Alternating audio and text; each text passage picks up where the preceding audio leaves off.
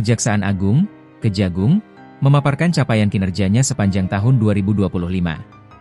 Kapus Penkum Kejagung, Anang Supriyatna, menjelaskan terdapat 4 kasus korupsi besar yang merugikan negara hingga triliunan rupiah. Bidang kerugian negara terbesar di tahun 2025 ada setidaknya 4 perkara yang sudah naik ke tahap penuntutan, ujar Anang dalam konferensi pers, menjelang akhir tahun 2025. 4 kasus tersebut meliputi tata kelola minyak dan subsidi 2018 hingga 2023, dugaan korupsi dalam pengelolaan minyak dan pemberian subsidi dengan kerugian negara mencapai 285 triliun rupiah. Pengadaan laptop Ceromebo Kemendikbudristek 2019 hingga 2022, nilai kerugian mencapai 1,98 triliun rupiah, yang menjerat pihak-pihak terkait di Kemendikbudristek.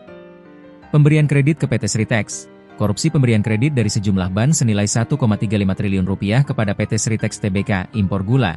Dugaan korupsi impor gula menimbulkan kerugian negara sebesar 578 miliar rupiah. Pemulihan aset dan capaian kejaksaan. Sepanjang 2025, Kejaksaan Agung berhasil melakukan pemulihan aset dari berbagai kasus korupsi senilai 19,6 triliun rupiah.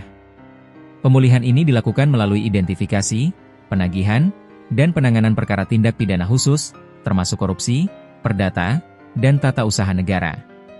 Selain itu, Kejaksaan mencatat capaian lain sepanjang tahun. Realisasi anggaran pembinaan mencapai 52 miliar rupiah, sedangkan penerimaan negara bukan pajak, PNBP, melampaui target sebesar 733%. Bidang pidana umum, terdapat 4.074 upaya hukum banding dan 2.985 upaya hukum kasasi, dengan 99.491 perkara dieksekusi. Bidang litigasi dan non-litigasi menangani 1.512 dan 23.345 perkara. Dalam kegiatan pemulihan aset, Kejaksaan juga melakukan program mandiri pangan, dengan penanaman padi di lahan bekas sitaan negara, salah satunya di Kabupaten Bekasi. Satuan Tugas PAM SDO melakukan 353 kegiatan untuk mengamankan personel yang bermasalah, sementara 23 kegiatan pemerasan tanah dilaksanakan. Penanganan perkara dan pengawasan internal. Anang menambahkan, Kejaksaan Agung terus meningkatkan pengawasan internal dan pembinaan jaksa. Bagi jaksa yang terindikasi melakukan perbuatan tercela, proses karirnya akan dipertimbangkan secara ketat. Selain itu, Kejaksaan aktif melakukan aset tracing untuk mengidentifikasi harta yang terkait tindak pidana.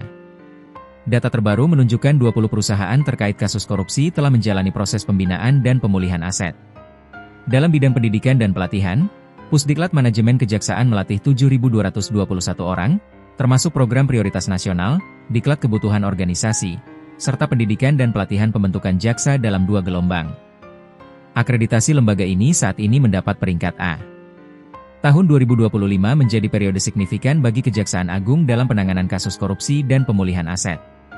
4 kasus besar dengan kerugian negara hingga triliunan rupiah berhasil ditangani hingga tahap penuntutan, sementara pemulihan aset mencapai 19,6 triliun rupiah. Selain itu, berbagai program pembinaan jaksa, pengawasan internal, dan kegiatan hukum umum turut menunjukkan kinerja kejaksaan yang terus meningkat. Kejaksaan Agung menegaskan komitmennya untuk menindak tindak pidana, meningkatkan pengawasan internal, dan memulihkan aset negara agar keuangan negara tetap terlindungi.